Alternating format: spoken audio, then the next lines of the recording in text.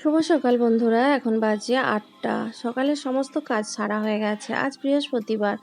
দেখো ওয়েদারটা দেখতে পাচ্ছ, সূর্য মামাকে দেখো কিভাবে রোদ দিচ্ছে। দেখো রোদটা যেন ঝরে ঝরে পড়ছে। বেলা হলে যে আরও কত রোদ বেরো হবে সেটা নিয়েই চিন্তা। সবাই সাবধানে থেকো বন্ধুরা। ভীষণ গরম পড়ছে, নিজেদের শরীরের খেয়াল রেখো, বাড়ির বয়স্কদেরও খেয়াল রেখো, বাড়ির বাচ্চাদেরও খেয়াল রেখো বন্ধুরা। আর এখন আমি কিচেনে চলে এসেছি সকালে টিফিনটা বানানোর জন্য। তো আলুর দম বানাবো বন্ধুরা। আর আলুর দম বানানোর জন্য তো মশলা বলতে তোমরা জানোই, আদা রসুন পেঁয়াজ নুন লঙ্কা হলুদ পরিমাণ মতো লাগে, টমেটো নিয়েছি।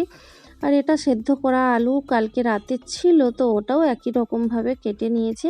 তো আলাদা আলাদাভাবে আলুগুলো ভাজা করে নিলাম, কারণ সেদ্ধ করা আলুর সঙ্গে যদি কাঁচা আলু ভাজা যায় তাহলে কিন্তু আলুটা ভাজা হবে না, এরকম জড়িয়ে যাবে, একদম বাজে ব্যাপার হয়ে যাবে। তো যাই হোক, আলু দুরকম আলু ভাজা হয়ে গেছে। এরপর মশলাটা আমি কষিয়ে নেব। তো প্রথমেই আমি রসুনটা একটু লাল লাল করে ভাজা করে নিচ্ছি, তারপর বাকি সমস্ত পেঁয়াজ আর আদা টমেটো একসঙ্গে দিয়ে দিলাম। জানো বন্ধুরা, একটু অন্যমনস্ক হয়ে গিয়েছিলাম, তার জন্য দেখো পেঁয়াজটা একটু পোড়া লেগে গেছে। যাই হোক, এরপর মশলাটা কষানো হয়েই গেছে, আলুগুলো এরপর দিয়ে দেব। তো সেদ্ধ হলে নামিয়ে নেব বন্ধুরা। আজকে টিফিনটা জাস্ট ফাটাফাটি হয়েছে। আর বন্ধুরা, যা গরম পড়েছে, আলুর দমের সঙ্গে হয়তো লুচি পরোটা বা রুটি ভালো লাগতো, কিন্তু ওগুলো কোনো কিছুই খাবো না, আমরা মুড়ি খাবো একদম আলুর দম দিয়ে। তো যাই হোক বন্ধুরা, টিফিনটা করব, তোমরা সঙ্গে থেকো আর তোমরাও তোমাদের টিফিনটা বানিয়ে নাও।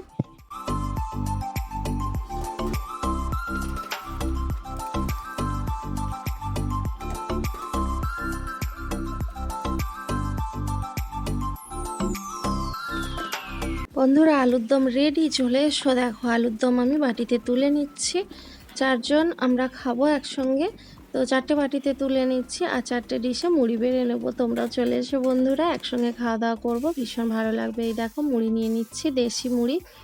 তো দেশি স্টাইলে খাওয়া দাওয়া আলুর দম মুড়ি, কে কে খেতে ভালোবাসো কমেন্ট করতে ভুলো না। নতুন বন্ধুরা সাবস্ক্রাইব করে নিতে ভুলো না। আর নতুন বন্ধু পুরনো বন্ধু সবাইকে আমার তরফ থেকে অনেক অনেক ভালোবাসা। তো চলো, এখন আমি মুড়িটা মাখিয়ে নিচ্ছি। আর মাখিয়ে চাখিয়ে খেতে বেশি ভালোবাসি। তো দেখো পুরোটাই মাখানো হয়ে গেছে। আর সঙ্গে নিয়ে নেব বন্ধুরা, এই দেখো প্রথম খামলটাই তোমাদের জন্য। আর এই দেখো দই নিয়ে নিয়েছি, টক দই বন্ধুরা। আর এই গরমে টক দই খেতে ভীষণ ভালো লাগে, আর টক দই খাওয়াও খুব দরকার শরীরের জন্য বন্ধুরা।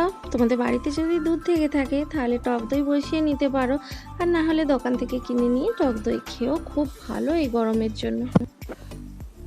9টা 1 বাজে বন্ধুরা, খাওয়া দাওয়া কমপ্লিট হয়ে গেল, মানে টিফিনটা কমপ্লিট হলো।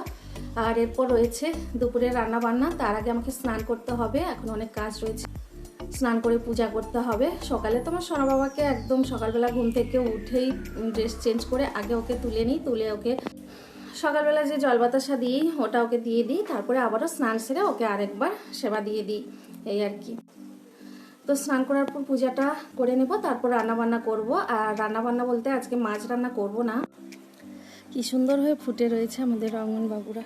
চলো বন্ধুরা, এই দেখো কত সুন্দর হয়ে রঙ্গনবাবুরা ফুটে রয়েছে। আর রঙ্গনবাবুদের দেখতে দেখতেই আজকের ভিডিওটা শেষ করবো, আর বেশি বাড়াবো না। আর বন্ধুরা, একটা কথা বলার ছিল, আমাদের এই উঠোনটা না আমরা প্লাস্টার করতে চাইছি। তো প্লাস্টার করতে গেলে এই সুন্দর সুন্দর গাছপালাগুলো সমস্তই কেটে দিতে হবে। তো তোমরা কি বলো, প্লাস্টার করব কি করব না? আর তোমাদের দাদা ভাইরা একদম পছন্দ করছে না, বলছে ভীষণই গরম হবে গরমকালে। সত্যিই তাই, ছাদ যেমন গরম হয় উঠোন প্লাস্টার করলেও সেরকমই গরম হবে। তো তোমাদের কি মতামত, এরকম গাছপালায় থাকবে না প্লাস্টার করে নেবো? জানিও প্লিজ।